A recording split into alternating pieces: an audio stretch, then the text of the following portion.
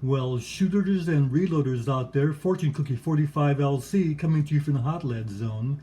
And today we're doing another firearms trivia question. And it's all kicked off, get that, it's Super Sunday. It's all kicked off by Nick Ross, who is from Tennessee. And now Tennessee, great state of Tennessee, volunteer state. And when you think of Tennessee, you think about Davy Crockett, Daniel Boone, and you think about Alvin York. Lookout Mountain, great state, happens to be where the turn of the shooting corridor of America is, and great shooting state that Tennessee is. Anyway, Nick Ross sent me this, and at first I'm looking at this, I'm saying, well, industrial parts, but it's not that at all. Let's see what's in here. Well, Nick sent me a couple of bullets from his bullet cache, and these are Remington bronze points for reloading. So the trivia question today is, what are Remington bronze points? Well, my guess, hefting these, is that they are 150 grain, 30 caliber bullets for the 308 and 30-06. Now I'm pretty sure about that, and I think a lot of you out there would guess the same thing. Let's find out. I got my trusty Dillon digital scale there, and they're 153 grains, so 150 grains is good enough. And they are 308 caliber for the 308 and 30-06.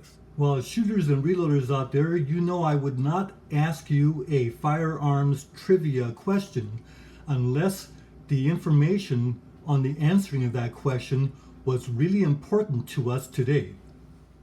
Turns out that all of our real fine polymer tip bullets that we have today can trace the origins all the way back to the Remington bronze point. The Remington bronze point was the first tipped bullet ever made, and it was in 1930s that Remington introduced the bronze point. Back in the 1930s, this innovation was from a bronze point that offered a very fine ballistic coefficient. Does that sound familiar?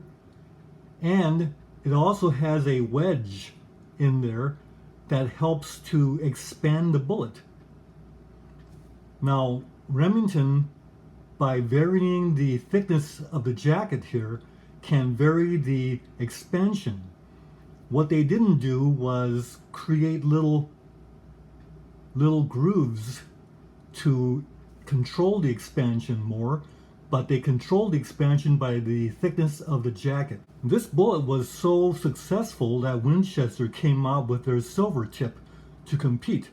But the silver tip wasn't the same, because what the silver tip was a thin silver lining that went in to make the tip, but it didn't have the wedge underneath it. What the Winchester silver tip did was it created a controlled tip. Instead of having soft lead that could be deformed in handling, the silver tip protected the lead that was exposed. But the bronze point had the wedge that actually made the expansion. Now, of significance is the fact that in .270 caliber, Jack O'Connor back in the 30s was promoting the Winchester .270. That's a .270 Winchester cartridge as being a supreme deer hunting cartridge, and that it was. But a big part of the success of the .270 Winchester was due to the Remington bronze point ammo, because what that bullet did was at 3,000 feet per second, the 130 grainer in the .270 was the most popular weight, but with the bronze point, that bullet was very deadly on deer-sized game, like whitetails and this kind of. Now, in 1967, the movie The Graduate said plastics. In other words, give you a tip on the future, young man. One word, plastics. Turns out that plastics are amazing because you can make them any way you want. They can be soft, like flexible tips. They can be hard, like Lextan. The Lextan was a plastic way back when, back in the 70s, even the 60s. And Lextan was a plastic that they used to make hard hats out of. It was as strong as steel. Hit it with a hammer and you couldn't break it. Well, if you made tips of Lextan, well, you've got a bronze point. Look at some of the reviews, such as those on Midway USA. This bullet gets 5 stars out of 5. But if you look at some of the reviews on some of the forums on the internet, this bullet is heavily criticized because it expands too much. There are some stories of these bullets blowing up on the surface of animals or when hitting bone and getting zero penetration, this kind of thing.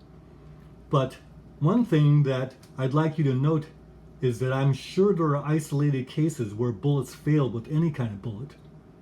But Remington made this bullet and the ammo in this bullet for 80 years. No way they would be making that if the bullets didn't work. And remember, the success of the 270 Winchester was not by accident or by bad reports. Plus, the reviews on Midway USA are very favorable. The people are writing that they would not use any other bullet. As long as they were available, this is the one. Today's shooters are very fortunate because we have it all. We have expansion and penetration, all reliable, weight retention. Old things need to give way to the new because around the year 2009-2010, people were buying the polymer tip bullets instead of anything else. So this went by the wayside. Plus, the machining of the bronze points is a lot more expensive to produce than to go ahead and injection mold those rascals. So, but it all started with the Remington bronze point. So thanks to Nick Ross for sending me these bullets, because he has a feel for what is interesting to you out there, and he knows I like to do firearms trivia. So the two merged together and we got this video. Thanks for watching and have a great day. It's Super Bowl Sunday. Time to kick off. Bye for now.